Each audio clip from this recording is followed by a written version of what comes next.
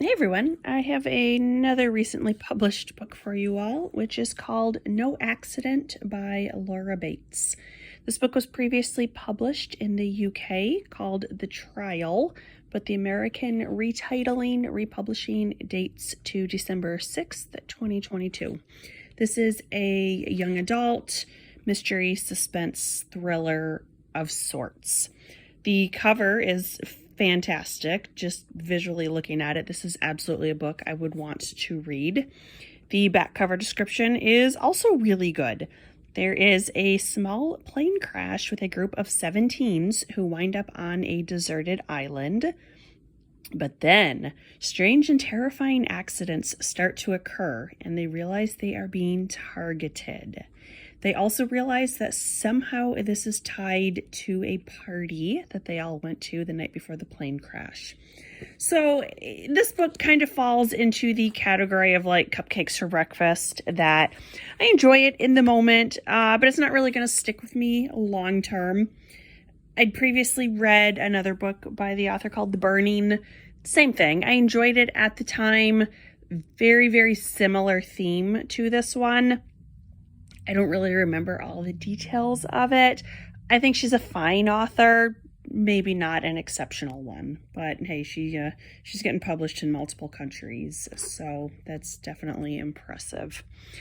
So in this book, there's 7 main characters, and aside from 1 or 2, they're basically indistinguishable from each other. We have 3 boys and 4 girls.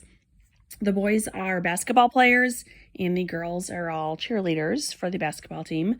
And they had been on a tour, which they're in high school. So I'm not sure what kind of school they're going to, that they're taking a private plane, flying to other states for a tour. So you kind of have to suspend maybe some common sense here and just, okay, let's go with it. And then while they're flying home, the plane crashes because reasons. It's not explained. And the 7 children, thankfully, all of them survive. They wind up on this island, and they both have to save themselves, survive the conditions, survive each other, and get rescued. And the getting rescued part is almost non-existent. So most of it is the kids basically dealing with each other.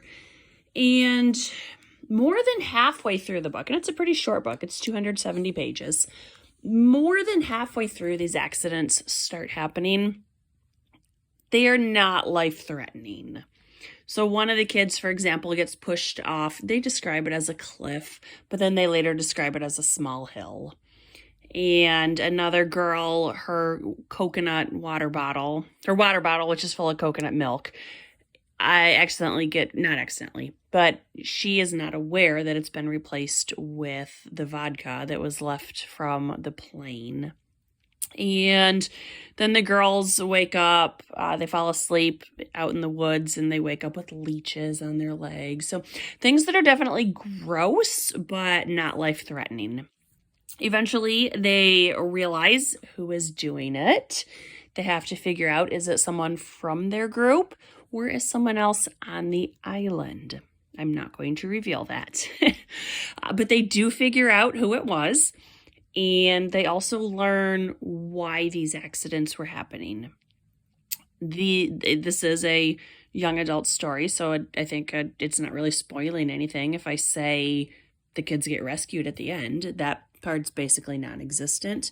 And this book would have benefited greatly from an epilogue in which we see that rescue scene, or we see them reunite with their families at home, or we see them a month later, 6 months later in school.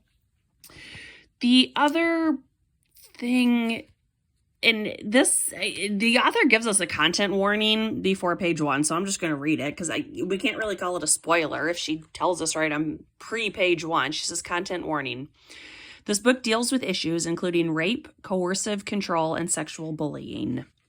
So I didn't actually know that until we had already paid for the book. It was on sale, so that was good. The theme of this book is, yes, the kids are on an island and they have to survive. But it's really more about the rape culture in which young Americans are growing up and the absolute double standard on how sexuality is treated among young men and young women. I think that's a very important story, and she focused on that in The Burning. Juxtaposing that with island survival doesn't quite really fit for me. So I get that kind of the island, they're going for sort of the Lord of the Flies type story. They even referenced that book at one point. But then they say they read it in 6th grade, which I really question that. It's generally assigned in 10th grade, 11th grade, at least the districts that I have worked in. So while I don't know if even like is the right word, both parts of this book were fine. The island part was fine. That story's certainly been told many, many times before. The rape culture aspect has also been told before. I'm just not sure that the two stories really fit together. Also, I didn't really like any of the characters, so that's a problem. Also, it was written in first person, present tense. Sorry, it's written in present tense, which I really don't like. There were a couple flashbacks, and some of those were written past tense, some were not. Also, one thing that absolutely made me insane was the author was constantly splitting the verb phrase. So let me find an example of that. Just as an example here, the thought pops suddenly into Haley's head. And that sort of writing is like fingernails on a chalkboard to me. It should be the thought suddenly pops into Haley's head. The pops and two need to stay together. So I do realize that is just a personal preference, but it was distracting and I didn't really like that. So this book is definitely YA. It's not appropriate for younger readers. There's a lot of sexual content, even some very crass jokes that are explained, and I use jokes very, they're not funny. So I don't really know what to make of this book. I can't really recommend it to anyone. I didn't hate it. I mean, I read the entire thing in less than 24 hours. I'm not sure about this one. I might have to, unfortunately, put the author on the back burner for a while and maybe never come back to her. So now I feel like I got to make up some sort of funny little pun, like reading this book was no accident. It was a lot. So read at your own caution. This was No Accident by Laura Bates. Thanks for watching. Bye.